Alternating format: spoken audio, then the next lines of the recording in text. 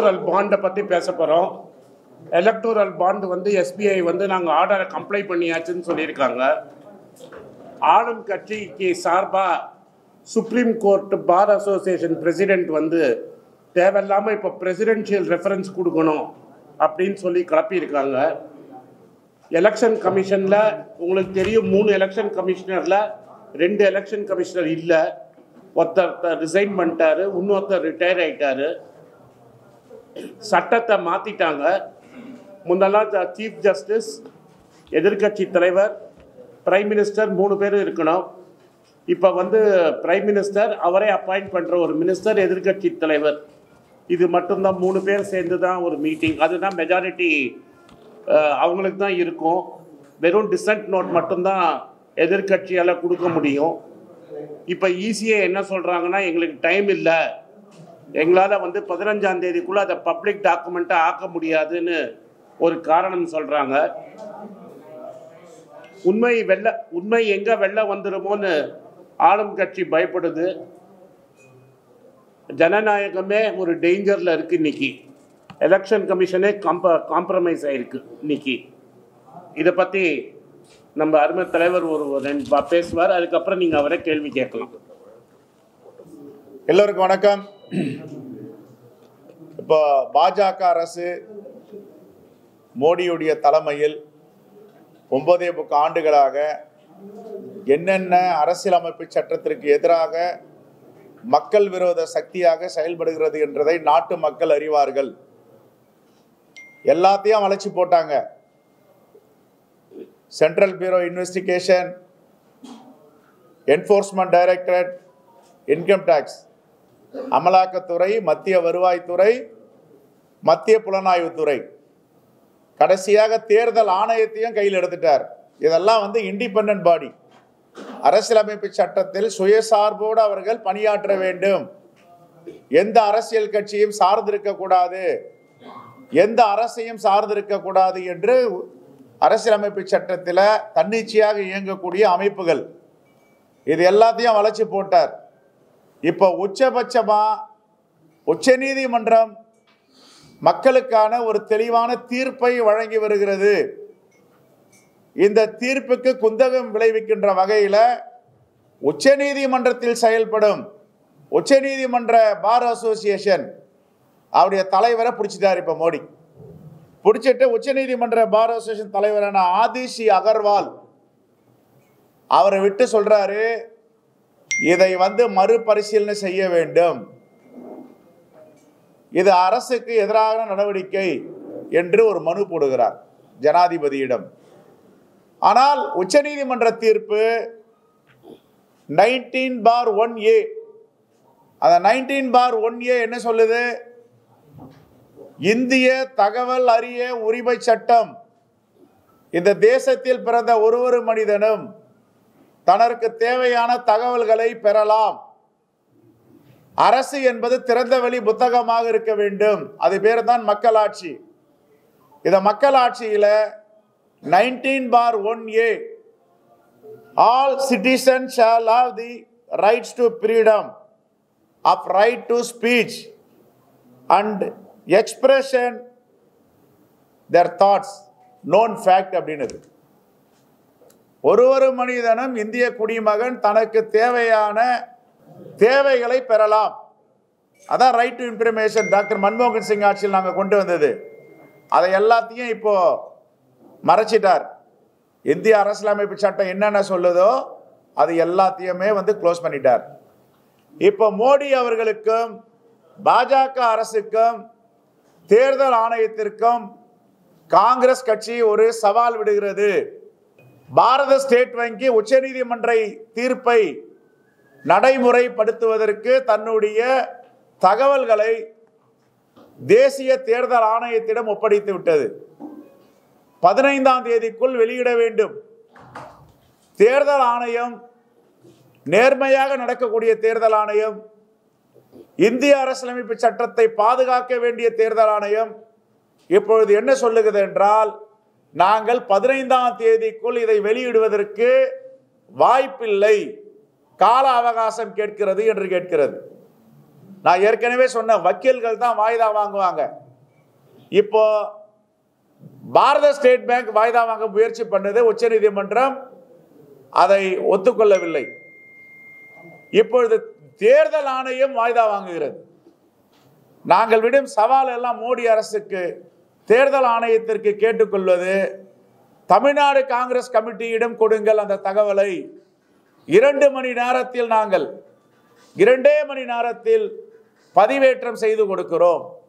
எங்க கிட்ட இருக்கிற கருவி, எங்க கிட்ட இருக்கிற கம்ப்யூட்டர், எங்க கிட்ட இருக்கிற டெக்னாலஜி, எங்க இருக்கிற மேன் பவர், எங்க தலைவர்கள் எல்லோரும் சேர்ந்து 2 மணி நேரத்தில் மத்திய தேர்தல் ஆணையத்திற்கு இந்த 44,000 பக்கங்களை சரி செய்து கொடுக்கிறோம். பொதுமக்களுக்கு பொது வெளியில வெளியிட வேண்டும் என்ற கோரிக்கை வைக்கிறோம்.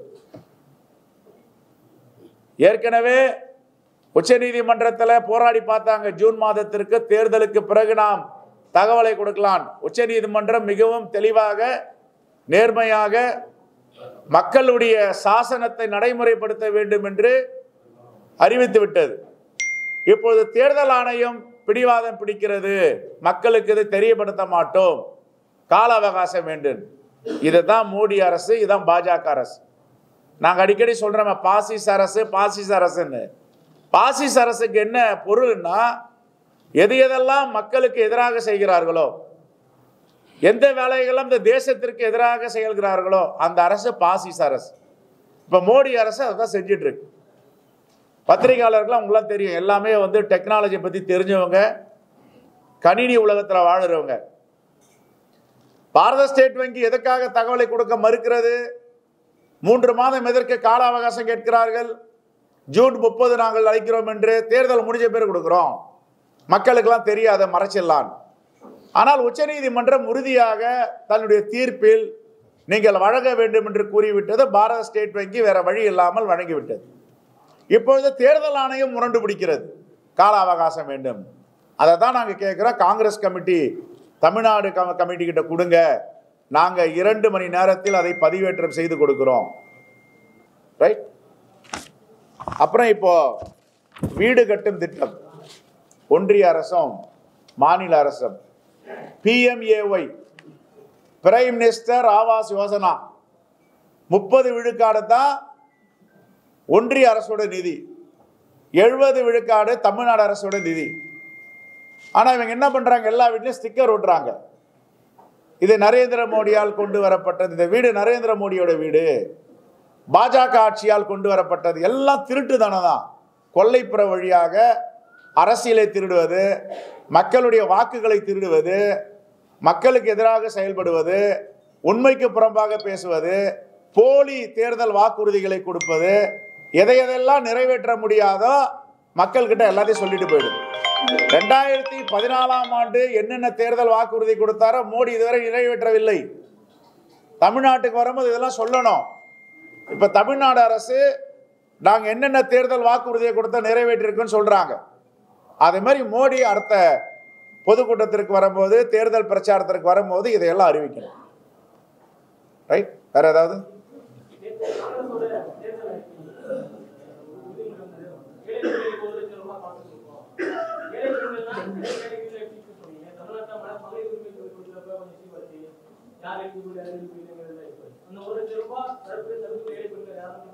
இப்ப ஒன்றிய அரசு கொடுக்கின்ற நிதி மற்றும் சமூக பணிகள் வேற, மாநில அரசு கொடுக்கிறது வேற. மாநில அரசு பங்களிப்பு அது தனியா இருக்கும், ஒன்றிய அரசு பங்களிப்பு அது தனியா இருக்கும். அதுக்கு எதுக்கு நாம சேர்த்து பார்க்க முடியாது. ஒன்றிய அரசு எதெல்லாம் கொடுக்க முடியுமோ ஆட்சிக்கு வந்தால் அதையெல்லாம் கொடுப்போம். காங்கிரஸ் உடைய மேனிபெஸ்டோவில் நாங்கள் சொல்லியிருக்கோம்.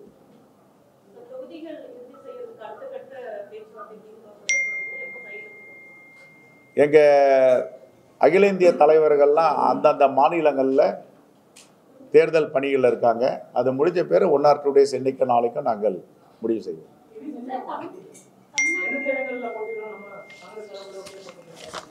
ஏற்கனவே போட்டிட்டு இருக்கல அந்தந்த இடங்களை தான் போட்டிடுவோம்.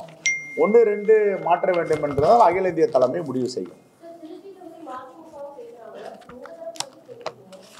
இல்லை, எங்களை பொறுத்த வரைக்கும் மதிமுகவும் அந்த வேட்பாளர் எங்களுடைய வேட்பாளர், காங்கிரஸ் வேட்பாளர் அவருடைய வேட்பாளர்.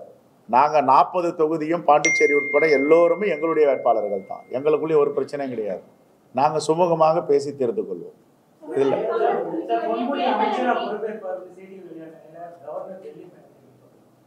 இசை உயர்நீதிமன்றம் மாண்புமிகு மேலாள் அமைச்சர் பொன்முடி வழக்கில் தீர்ப்பு கொடுத்தது. அந்த தீர்ப்பை உடனே மாண்புமிகு முதலமைச்சர் அவர்கள் பேரவைத் தலைவருக்கு வலியுறுத்தி அந்த இடத்தை காலி என்று திருக்கோவிலூருடைய சட்டமன்ற தொகுதியை அறிவித்து விட்டார்கள். இதுதான் ஜனநாயகம். உயர் நீதிமன்றம் ஒரு தீர்ப்பு கொடுக்குதுன்னா அந்த தீர்ப்பை மாண்புமிகு முதலமைச்சர் தளபதி அவர்கள் உடனே நிறைவேற்றார். இதுதான் இந்திய அரசியலமைப்பு சட்டம் சொல்லுது. ஜனநாயகம், ஜனநாயகத்தை பாதுகாக்க வேண்டும். திருக்கோவிலூருடைய சட்டமன்ற உறுப்பினர் இடம் காலின்னு அறிவிச்சுட்டாங்க. பிடிவாதம் பிடிக்கல, மோடி மாதிரி பாஜக மாதிரி. ஆனா இப்ப உச்சநீதிமன்ற தீர்ப்பு சொல்லி இருக்கு, சஸ்பெண்ட் பண்ணி இருக்கு அந்த தண்டனையும் வழக்கையும். அப்போ அவர் ஆட்டோமேட்டிக்கா சட்டமன்ற உறுப்பினர் ஆகிறார். அந்த இடத்துல இப்ப காலியை எடுத்துட்டு பொன்முடின்னு போடணும், போட்டிருக்காங்களான்னு தெரியல. சட்ட பிரகாரம் நடந்துச்சுன்னா உச்சநீதிமன்ற தீர்ப்பை நடைமுறைப்படுத்தி மாண்புமிகு மேலாள் அமைச்சர் அவர்களை மீண்டும் சட்டமன்ற உறுப்பினர் என்று அறிவித்து அமைச்சராக கொடுக்காத அது மாண்புமிகு முதலமைச்சர் தான் முடிவு பண்ணணும். ஆனா உச்சநீதிமன்ற தீர்ப்பு பிரகாரம் அதை படித்து பார்த்ததில் அவர் சட்டமன்ற உறுப்பினராக உச்சநீதிமன்ற தீர்ப்பின் அடிப்படையில் தொடர வேண்டும்.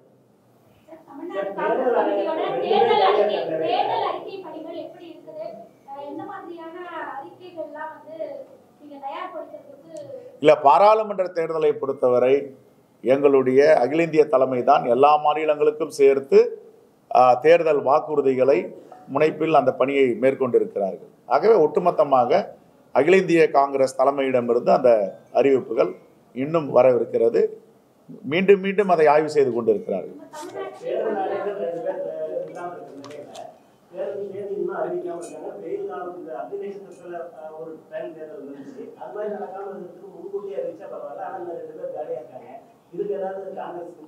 அவரு நரேந்திர மோடிக்கு அக்னி நட்சத்திரம் பத்தியும் கவலை இல்லை, மக்களை பத்தியும் கவலை இல்லை.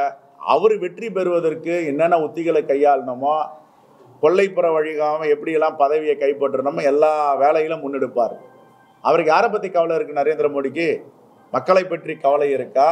அக்னி நட்சத்திரம் இப்போ வரமே மக்கள்லாம் அவதிப்படுவாங்களா, அதை பற்றி கவலை இருக்கா?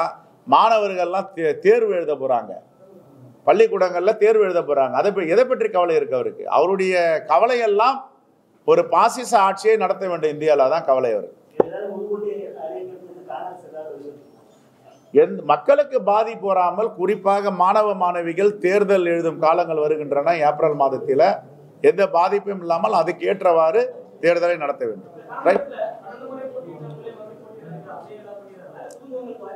அது எங்க அகில இந்திய தலைமை முடிவு செய்யும். Right, thank you.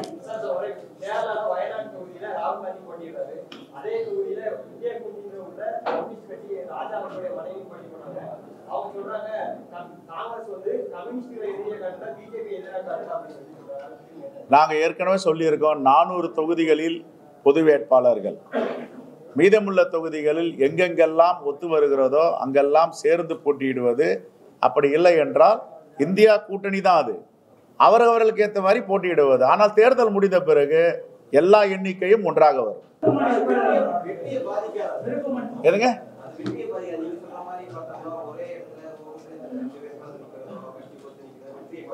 ஒரு வெற்றியும் பாதிக்காது.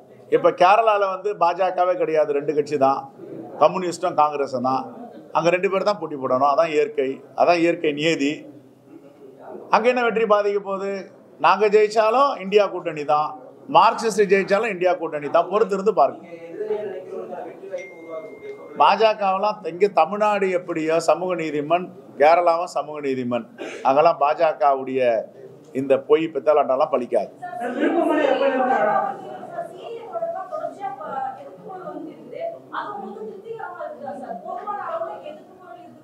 இல்ல, எதுக்கு சிஏஏ இப்ப கொண்டு வராரு?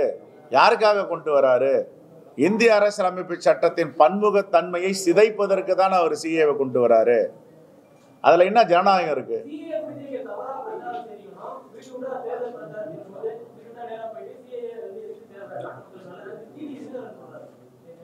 டிடிவி தினகரன் வழக்குகள்லாம் பயந்து இப்ப சந்தர்ப்பவாதியா மாறிட்டார். அவர் அப்படிதான் பேசுவார். அப்படி பேசலாம் அவரை தூக்கி உள்ள வச்சிருவாங்க. Right, thank you.